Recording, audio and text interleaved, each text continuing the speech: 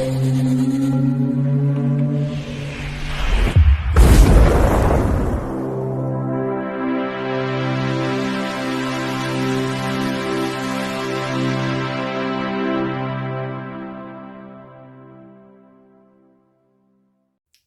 Bayek, it's me, Ian. And in today's video, well, I'm looking at this.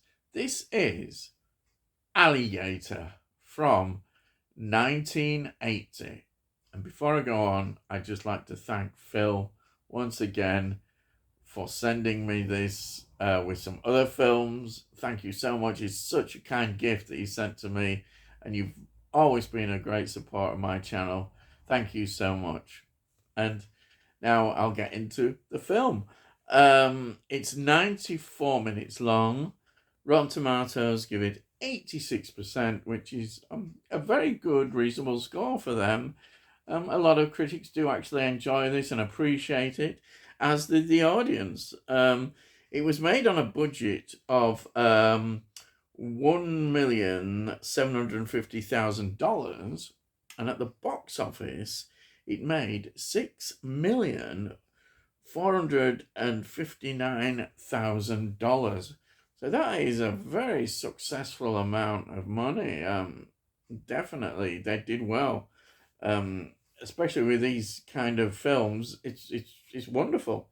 Now, the story is by John Sayles with Frank Ray Pirelli, yeah. The screenplay was by John Sayles. So, John Sayles, look at what he did. He was a writer and director as well. In terms of films that you might know that just stand out, Piranha, 1978, he wrote the screenplay for that. Also, The Howling, 1981. These are classic films, Joe Dante films. And also a film called The Brother from Another Planet, 1984, which he also directed. That's a very interesting film. I've not heard much people talking about that. It's kind of a black exploitation kind of film, but it's very good. It's excellent. And then we've got Sunshine State from 2002, in which he wrote and directed on that one. And then the Spider Week Chronicles from 2008, he wrote them. Yeah, that's it. He did that. Fantastic screenplays. What a talent you've got to be to do a screenplay, really. I know. He's one of those people. Now, I just mentioned the locations are in and around Los Angeles, and there's quite a few they got access to. The service tunnels, yes, the service tunnels beneath the streets, and it's wonderful. It is. It's so effective. It's a great part of the film, and I also have to mention there's a full-scale model of the alligator, which was created by Ben Stansbury. This is wonderful. There's also a mechanical designs as well inside by this creative team who put this together, and it's great. It looks wonderful. This wonderful giant alligator. Yeah, I'll call it an alligator. It's just. It's wonderful. It really is. You can't help but love it when you see it. You know, all those limbs getting crushed and oh yeah, it's great. Now, it's directed by Louis Teague. Louis Teague, certainly I know him in terms of he directed Cujo 1983, which is Stephen King, the one with the dog and that. And Cat's Eyes 1985 is the anthology stories of Stephen King. Absolutely love that. I really do. Also, this was a popular film, The Jewel of the Nile from 1985. That was a wonderful adventures film. He was in that. in terms of directing. Brilliant direction, always. Absolutely great. And lots of other things as well, but those are the ones that stand out in his career. So let's look at the cast. We have got Robert Forster, who plays Detective David Madison. Immediately, the film that stood out was The Black Hole, 1979, a Disney classic film. That absolutely. Then I love this. A film that's just jumped out. Maniac Cop 3. Badge of Silence, 1993. Who couldn't love that? It's just, oh yes. Then he was in Supernova from 2000. A massive flop it was. There was so much problems connected with that film. I think now people quite enjoy looking at it, but at the time, the problems with the filming and everything about it, it flopped badly. Yes. Then he was in Jackie Brown from 1997, Tarantino classic. Pam Grier for me in that. Wonderful. Then he was in Charlie's Angels, Full Throttle, 2003. Olympus Has Fallen, 2013, then popular, and the one here, London Has Fallen, 2016. They were just films that just stood out.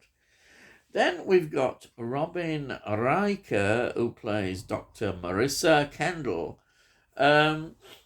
The film that just stood out for me was Step Monster from 1993, and then there's just series of TV films and series. Then we have Michael V. Gazzo, who plays the chief, the police chief who likes sorting them all out. He's the boss. Yeah, excellent. Now, he was in The Godfather Part 2, 1974. He was in Fear City, 1984. Yes. And Last Action Hero, 1993. Also, various TV series. Yes. Then we've got Dean Jagger, who plays Slade. He had a career starting right back from 1929. He was in Revolt of the Zombies, 1936. Wow. A romantic zombie film, 1936. I've never heard anybody mention it, but there it is. He was in that. I love it. I just love them early films in the 30s. Yep. And then he was Brigham Young, a film that he was in 1940. He didn't star in that. That's Tyrone Powell. And that is the story, really, of Mormons and their building of Salt Lake City, getting there across the desert, the death of their leader. I think he's called Joseph Smith. I think it is. Yeah, I think it's Joseph Smith. And Brigham Young was like the one who put everything together in they established their religion in Salt Lake City. Yeah. And yeah, I've gone on a bit there. Should have done.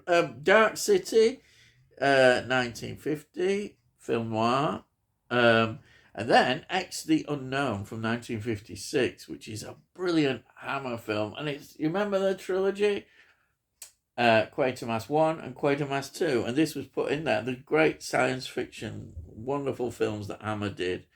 Then Evil Town from 1987 is a slasher horror film. It was in that. Yes. Then we've got Sidney Lassick, who plays Luke Gutschall. One Flew Over the Cuckoo's Nest, 1975. Outstanding film.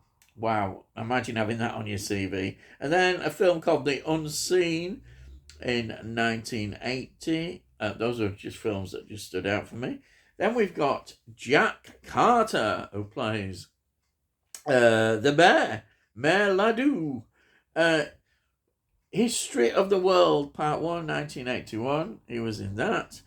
And also he was in the great Book Howard from 2008. Yes, I managed to say that. All right. And then he was in various TV series and TV movies. Then we've got Henry Silva, who plays Colonel Brock.